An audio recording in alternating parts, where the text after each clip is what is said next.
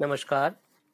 आज मैं आपको पार्टनरशिप फर्म में कैपिटल अकाउंट और करंट अकाउंट कब बनाते हैं या इसके बनाने का क्या अर्थ है उस चीज़ को समझाऊंगा। मैंने जैसे लिख रखा है मैंने maintenance of capital account of partners. All transactions related to partners of the firm are recorded in the books of the firm through their capital accounts. This includes the amount of money brought in as capital, withdrawal of capital, share of profit, interest on capital, interest on drawings, partner salary, partner commission, etc. There are two methods by which the capital account of partners can be maintained. These are number one, fixed capital method, and second, fluctuating capital method. Number one, fixed capital method. Under the fixed capital method, the capital of the partners shall remain fixed unless additional capital is introduced or a part of the capital is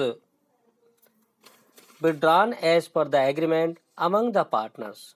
All items like share of profit or loss, interest on capital, interest on drawings, etc. are recorded in a separate account called partner's current account. The partner's capital account will always show a credit balance which shall remain the same, means fixed year after year, unless there is any addition or withdrawal of capital. On the other hand, partner's current account may show a debit balance or a credit balance. Thus, under this method, two accounts are maintained for each partner, that is, partner's capital account and partner's current account. While the partner's capital account shall always appear on the liability side in the balance sheet, partner's current account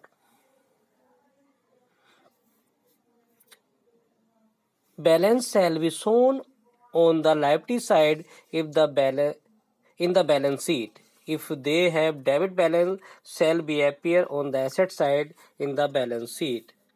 अब मैंने इस fixed capital method में दो capital account बनाने पड़ते हैं हमें। Partners capital account, इसमें लिखा है स्टार्टिंग क्या है कि to bank account, withdrawal of capital to balance C D, closing balance, by side में बाई बैलेंस बीडी और बाई बैंक अकाउंट। उसके बाद दूसरा अकाउंट होना है partner current account, by side से by balance B D opening balance, by interest on capital, by salary and commission, by profit and loss appropriation account, share of profit, by balance sheet, balance CD, debit closing balance. Two side to balance BD, debit opening balance, to bank account drawings, to interest on drawings, to profit and loss account, share of loss, to balance CD. इसमें दो fixed capital method में हमें capital account अलग बनाना होता और current account अलग बनाना होता। यदि करंट अकाउंट का बैलेंस दे रखा तो उसे हमें डेबिट दे रखा है तो टू साइड से क्रेडिट दे रखा तो बाई साइड से हम उसे पार्टनर करंट अकाउंट को स्टार्ट करते हैं। उसी में जितना भी एडजस्टमेंट होता है वो सबका सब हम पार्टनर करंट अकाउंट में लिखते हैं। उसके बाद फ्लक्चुएटिंग कैपिटल मेथड में, under the fluctuating capital method, only one account, that is capital account, is maintained for each partner. All the adjustments such as share of profit and loss, interest on capital, drawings, interest on drawings, salaries or commission to partners, etc. are recorded directly in the capital account of the partners. This makes the balance in the capital account to fluctuate from time to time. That is the reason why this method is called fluctuating capital method.